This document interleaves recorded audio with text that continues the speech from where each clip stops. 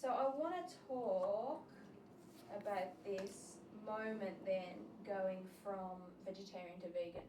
Mm-hmm. Because it's easy, I think, to look at ourselves and look at meat and go, that's me, essentially wrapped up in plastic that people are eating. Yeah. But not so much with cheese and chocolate. And Yeah. So tell me about that moment, Yeah. I guess, Well, that was a magical moment. So I nearly died of an asthma attack. Now, when I'd had a really bad asthma attack prior to this, I'd gone to the hospital, I'd had a nebulizer, and within 30 minutes of leaving the hospital, the asthma came back. So the next time I got a really bad attack, I didn't bother going, which was probably a mistake because I did nearly die. But I was going out with a nurse at the time, and she stayed with me and stayed up with me most of the night. But when I woke up in the morning, I thought, I have got to make a change in my life. I don't know what it is, but I can't carry on like this. I saw a healer who did some healing and brought my breathing under control, and he said, look, you should see a homeopath. So I booked in with the homeopath. He recommended I read a book called Fit for Life by Harvey and Marilyn Diamond, which is a kind of vegan classic. A lot of vegans have read that book. And I read it, and I went vegan overnight. Now, they said, look, we're not strict vegetarians ourselves, but we recommend if you have any health issues at all, to try this, a bit like Dr. Andrew Saul. So I did. I just became vegan. So everything that was in the fridge got tossed out. I went and bought soy milk, and off I ran down the vegan path. Now, I couldn't have predicted what actually happened next, because what happened next was like magic for me. Because the day that I actually became vegan, when I woke up in the morning and I knew that that was the end of it, I had this sense of deep elation that this was the most important decision I'd ever made in my life.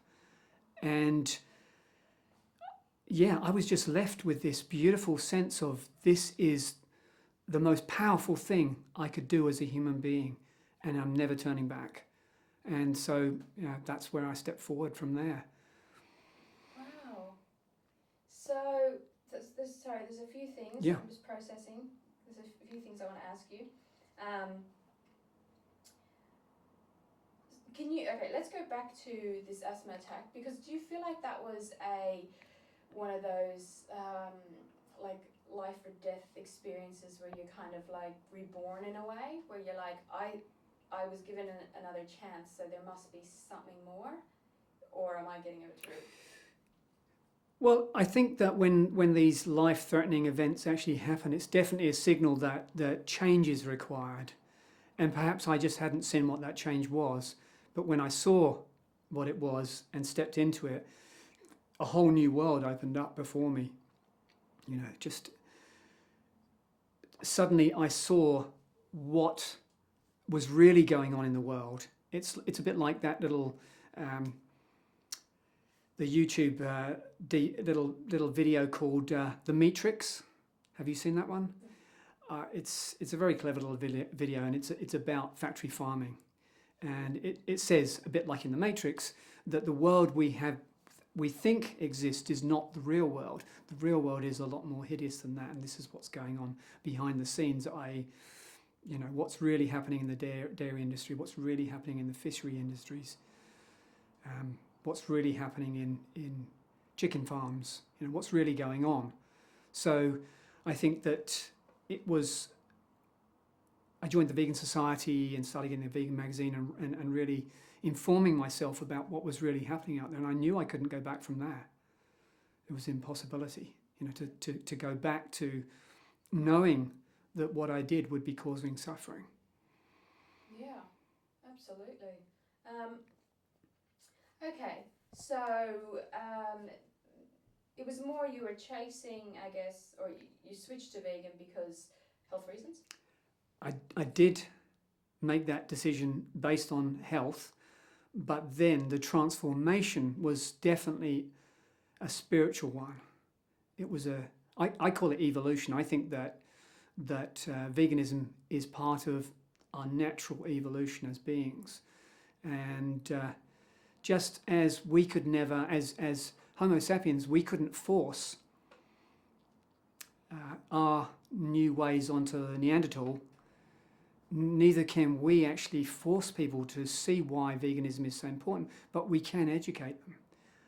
You know, we can show them that vegans live longer, vegans are generally healthier, they're quite often happier. So there's, you know, if people are looking for a reason, there are plenty of good reasons for that.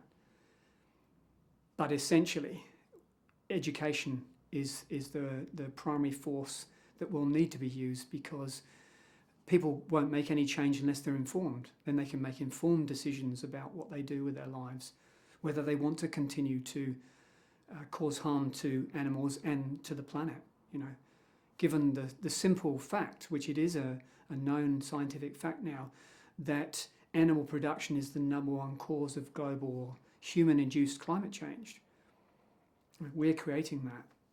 So even if someone wanted to come at it from that perspective, they could see that even if it wasn't for the love of animals, then maybe it would be for the love of their family, because we don't have a future unless it's a vegan future.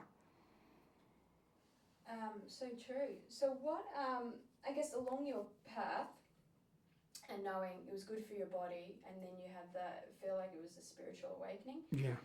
What sort of, did you then start looking into the animal cruelty? What was the next, like, the sort of next step? Excuse me. Oh, you do not call me during an interview. Yeah, did it kind of go from health, spiritual awakening, feeling amazing, I have to do this, let me find out the facts? It did, but there was a few stumbles along the way, because I started informing myself, and then I became what's commonly known as an angry vegan. Probably, I don't know how long, I'm guessing about 6 months. And that didn't make me very popular.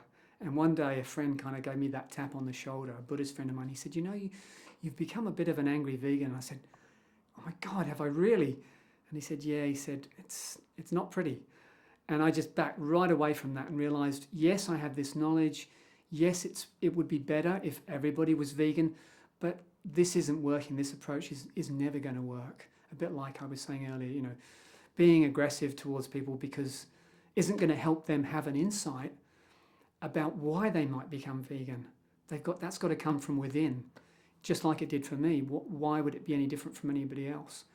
I didn't go out and shout at people, or it was just my general approach wasn't as friendly as it could have been. You know, maybe it was a bit too pushy. So. Yeah. So what were the kind of things that you discovered that caused that anger? I think that I had... Sorry, just wait for that car. Okay, you good. Okay, Sorry, can you just... no, that's okay. What was the question? So what things along that path did you discover that caused that anger? I think that I was really shocked by what I learnt about what was really happening in the dairy industry. What was happening in wool production, for instance. So I was thinking, well, surely that's innocent. It's just, you know, because it was in the past when we lived without mass animal production, crofters would go out and collect wool from the hedgerows, which would just naturally fall off the sheep until they started shearing.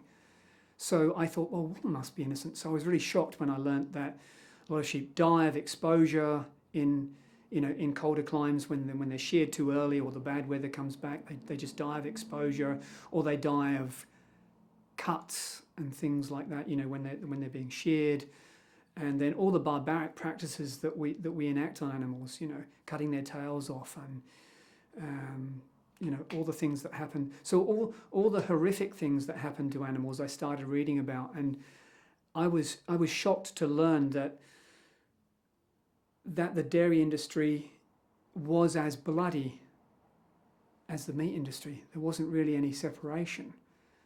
Now, I always said as a vegetarian, I can never be vegan because I love cheese too much. I was a real cheese fiend. So I thought, never going to do it. But once having done it, there was no real going back. And of course, today, in 2016, there are so many great vegan cheeses out there that which I'd never imagined in 26 years ago. There wasn't the kind of products there are on the market today. So for people to want to make the transition is a very simple path today.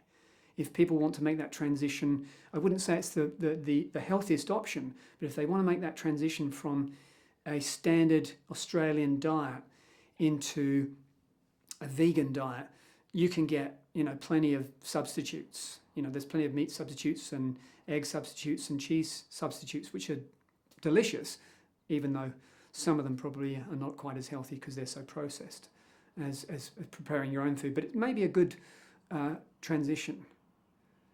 And one of the other things I always argue about this is people say, oh, why do vegans and vegetarians want to eat sausages and burgers? And I said, they're shapes. They've got nothing to do with meat. A burger is a shape.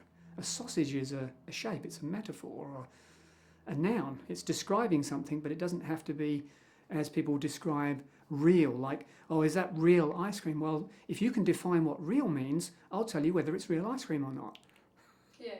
Yeah, I've noticed that all the time. It's like, why would you want fake bacon that looks like bacon when vegans hate bacon? It's like, no, vegans don't want to eat animals. Yeah.